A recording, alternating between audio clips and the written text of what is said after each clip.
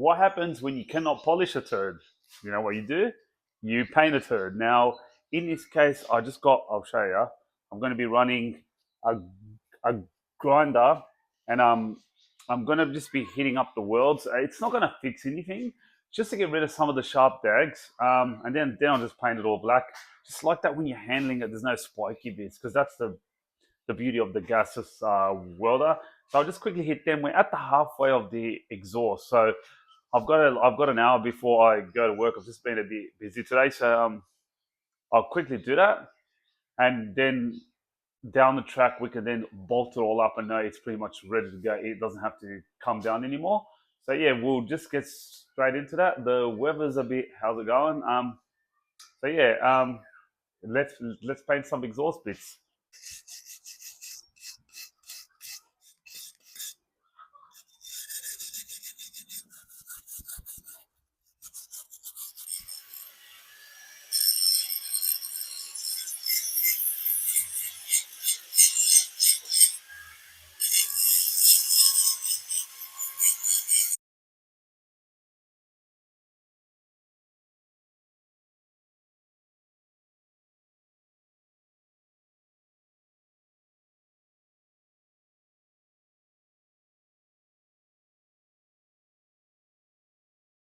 Okay, so we've painted the exhaust bits. Or front half of the exhaust bits. They look all so professional. So I'll let them dry, and tomorrow I can just fit it the front half and actually seal the turbocharger, put the gasket, and basically go for the kill on the front half. And then we got the back half. Hopefully the back half's going to be easy. On paper it is. I'll find out when I do get to it. Now I just got to let these dry, and I actually look forward to bolting them on and not having to touch them again, because I'm pretty much annoyed with them. Oh, and one more thing. I did actually run water through them and saw if there's any leaks through the welds. As dodgy as those bolts are, two of them had two minor leaks. I have re-welded them, um, and yeah, I'm pretty confident they should hold out well. So it's a good thing to do. You'll never get a perfect exhaust, because that's why V bands always leak. But if my pipes that are welded cannot leak, and it's just the natural leakage of the V band, then I'll take that as a win. Hi. Okay. I'm going to show you what I'm going to do underneath the car now that we're around the halfway mark of the exhaust. It's going to be hard for me to keep filming underneath there, because I'm going to have to jack the car up more high at the front instead of jacking the back up. Because when you jack the back up, the front's going to just make it a bit harder for me to access. So I'm going to work it out anyways.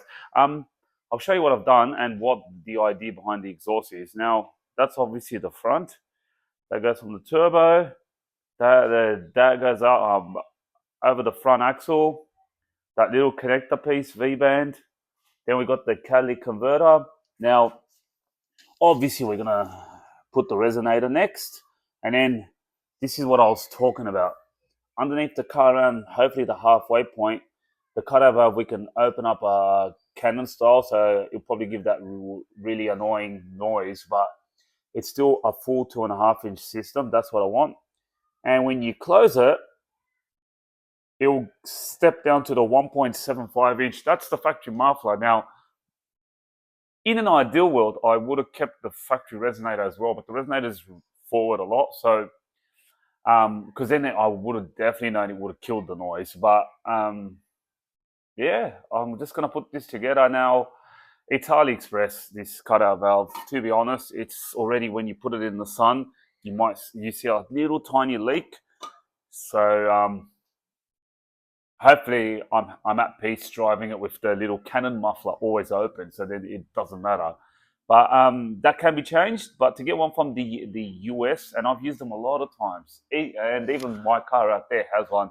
They're like $450 plus Aussie dollars, because our dollars just and it is expensive to ship things over. So so I'm going to keep pushing ahead. Now, I'll film what I can, but like I said, it's getting very tight to put the camera in there. But this is pretty much what we're shooting for. And now I'm going to go in there and basically bolt this up with all the gasket glue and that. I do have something coming in the mail that I do want to fit in the future for the exhaust. But that will probably break the budget. Although it's $70, I'm trying not to use it now. Just trying to prove the $2,000 point. And yeah, dun dun dun dun dun dun. What's that? Do you know when you watch those dramas where it's like the doctors are working on like a body and it's open, then suddenly blood starts coming out. It's just like rah, madness, just trying to get rags and fix it up. Now I want to show you. This is a spare one, the one that I was working on. This is not. I didn't pull this off the car. If this doesn't go all the way tight flush, obviously there's like it wiggles. It does leak. I have noticed underneath the car the smallest drop of oil coming out of one of them. So I came to tighten and then it rotated and got worse. Just oil started coming out. So I've done a correction. Honestly, rubber hoses are the OG. I don't give a shit what anyone says. We can sit there fighting this for days. Go get one that does transmission oil, something that does some form of oil. I personally hate braided stuff, and people say, "But you don't know how to use them." But when things get tight, they are not good. When things are nice and big, and you can make this big, I don't know, figure eight, I don't know, whatever you want to do for it, they are good. Yeah, I agree. But like I said, there have been more cars that have caught fire that I know of personally that use braided stuff because it does fail. It looks good. It's good on brake lines. I get it, but you can get 130 piece on a fuel line on rubber hose. Where are you gonna use 130 piece? I'm sorry, this is a rant. It's making the video go long, but I could have not put this. But you guys need to know when you do a project, there is things you will struggle with, and this is just a log. Look, there's even oil here. I don't even know how, like this, it was just madness. And I would have loved to film it, but when something's dying, you get in there and you resuscitate it. You don't sit there filming, unlike this generation where everything's on TikTok. So yeah, just keep that in mind. Now I can put the exhaust back on and keep going. Wish me luck.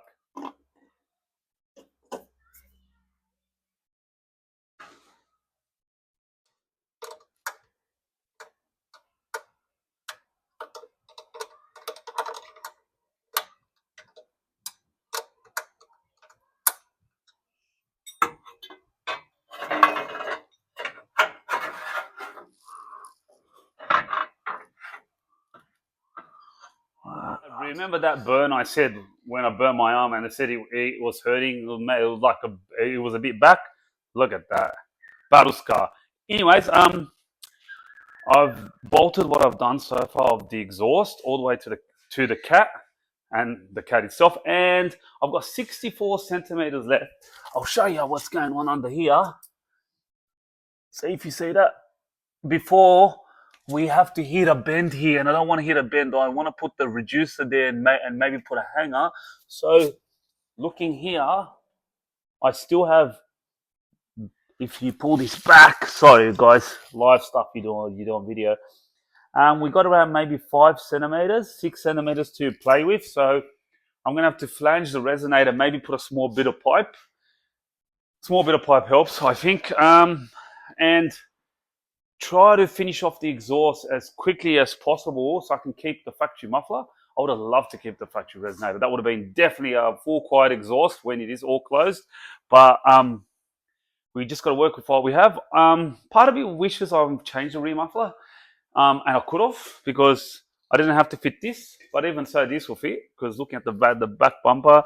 But I do want to be able to kill the sound, and I don't know what Varex, whatever you call it. Those mufflers aren't cheap. This was like not even a third. This whole setup. So I'm gonna quickly flange these up. I'm thinking about going V-band because I'm able to rotate everything. I'm having decent luck with the V-band and the weld at the moment. So as long as I don't have to use these sleeve clamps, I have nothing against them. But the difference looking at the board between the V-band and those bands, maybe 58 cents, I think my math. So we'll just keep using the V-bands and they allow me to rotate things if I don't weld them straight. So let's send it.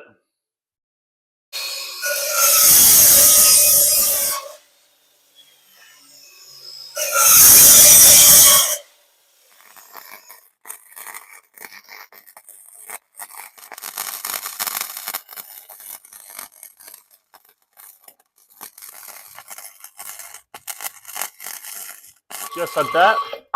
The resonator's cut. Like I said, I've left the rear part. I am going to reuse this hanger because there's a mad mount underneath there. So yeah, now we've got to work out how to put this on there. It is stainless steel. I have read somewhere that mild steel, MIG, gases can weld stainless steel. Going to give that a try. If not, we use these. Yes, Google was right. You can weld. See, it started off a bit bad. See what that's flutter. I'm gonna clean it up.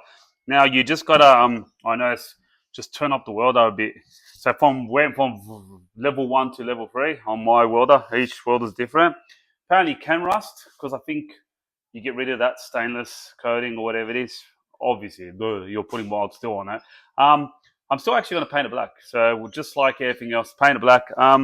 So that's good. Now I'm going to go on there, the car, do a few welds and all that stuff and cuts, and I'll let you see what the final product looks like, only because it's getting very hard to fit underneath the car because I've still left the car on this angle. So yeah, just hopefully I knock this off the next hour. That'd be a good win. Hi. So it's like I always say hi, like it's the start of a video. Anyways, I'll show you what I've done so far.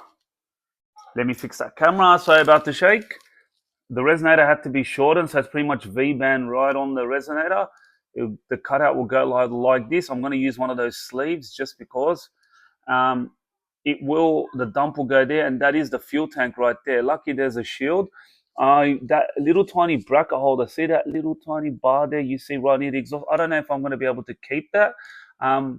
As for the other side, I haven't fitted it yet, but the other side, let me just see if I can see it on the camera.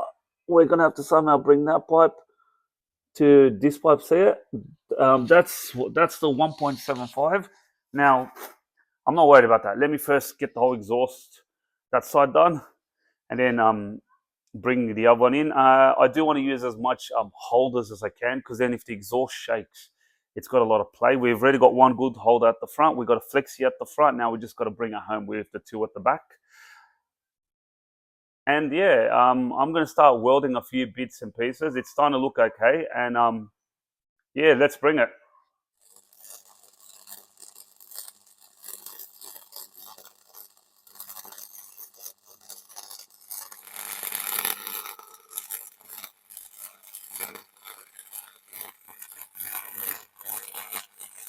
What is this ugly thing? Now this goes to the rear muffler, and this should angle just enough to the cutter valve. Yeah, there's a gap, but I had to bend the V-band. Now my issue is I can't weld underneath the car.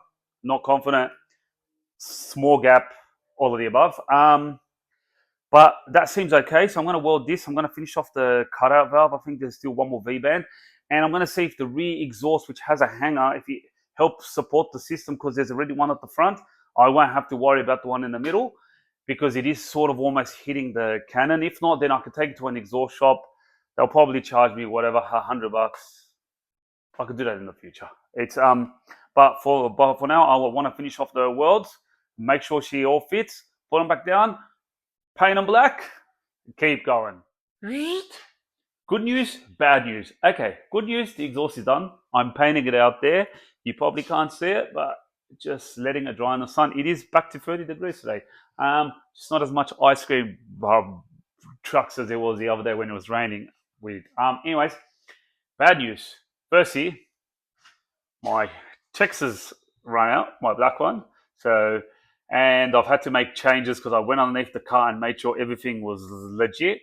When I said the pipes were between 1907 and $38, I didn't notice that the $38 ones were quantity too. So ECS exhaust, they charge you the same for 45 and 90. So this is all legit.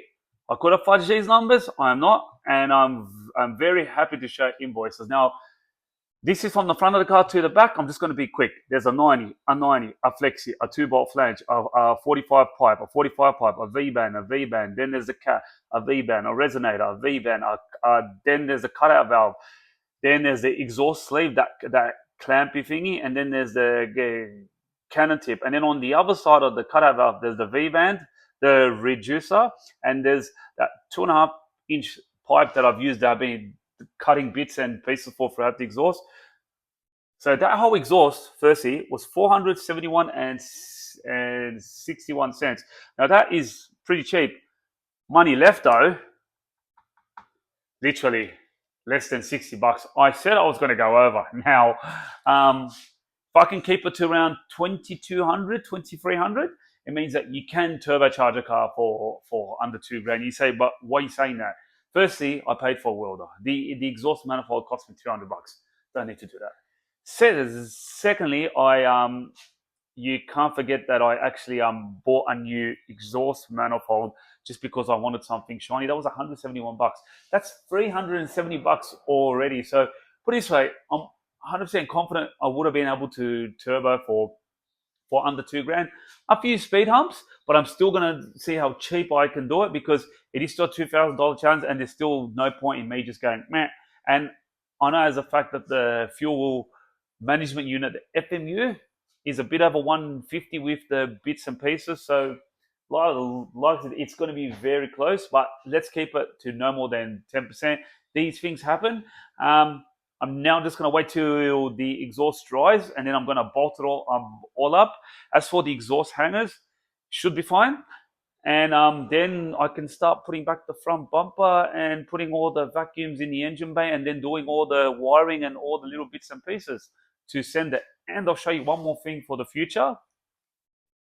Another cutout valve. But this cutout valve, after the project is said and done, I actually want to put it right off the turbo. So pretty much I have turned the car on, just a bit on, like, you know, just to see how the car's running, and it sounds sick with the exhaust completely dumped at the front. It sounds a lot better than what you'd think a Getz will sound. It sounds a lot meaner. So that's the future. That's not a part of the budget, because once I finish turboing, then I could do the small mods like lower the car, do all that stuff, but I don't want that to clutter our mission. So let's keep going. The time has come to fit the exhaust. Dun dun dun.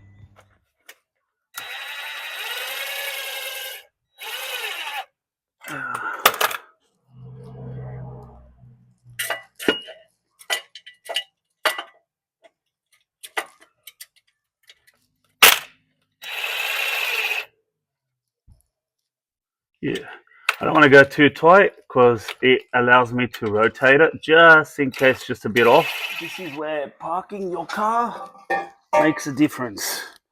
I wish I parked it a bit more to the side, but I have another car. Hopefully you guys don't make the same mistake.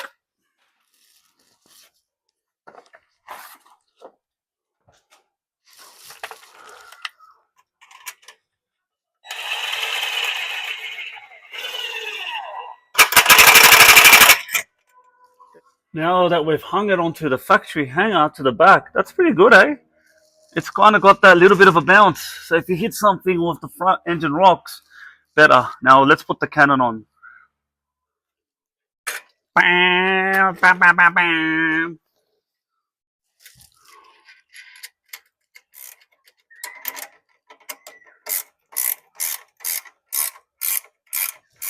So technically speaking, we have an exhaust now. Now, someone might be looking, saying, why are these clamps facing the wrong way, all that stuff. I'll fix that stuff later. That's okay. All that stuff can be rotated. You've got to loosen it just a bit. I just have to have it on there to make sure everything's positioned right. And also, I might even paint the clamps whilst I'm at it. But for what it is, it's now done, I guess. I'll take a few photos of them and post them online. And we still got to wire up the cutout valve, but I'll do that a bit later. Awesome. You know what my favorite part is? Paint it all black. And yes, I do have an exhaust hanger here. I put a clamp. I use the original hanger, the L bracket, and it's nice on there. So now there's two hangers. So the system is good to go.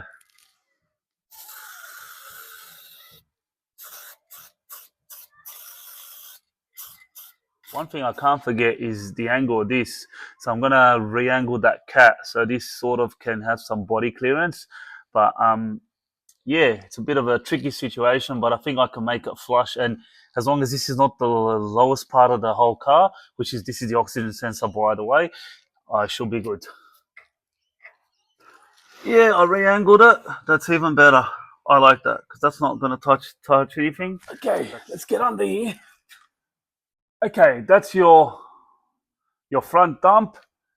Goes around into the flexi, up above that hump, and then over the hump, the front axle, whatever you call it, we have used the factory hanger, the rubber with, and then you got it. It goes into a catalytic converter that still needs to be wired, the oxygen sensor, resonator, little dumpy pipe, and the hanger is still being used, and the connection goes all the way to the back factory muffler. So that cutout valve can give us sleeper mode when we come home and when we don't want to make some noise, all the way to, I think it's like a 1.5-inch pipe, and a full true 2.5-inch system when we just want to basically drive the car and pretty much get most power out of it, because I'm pretty sure you're going to lose at least 10-15 kilowatts at least on the wheels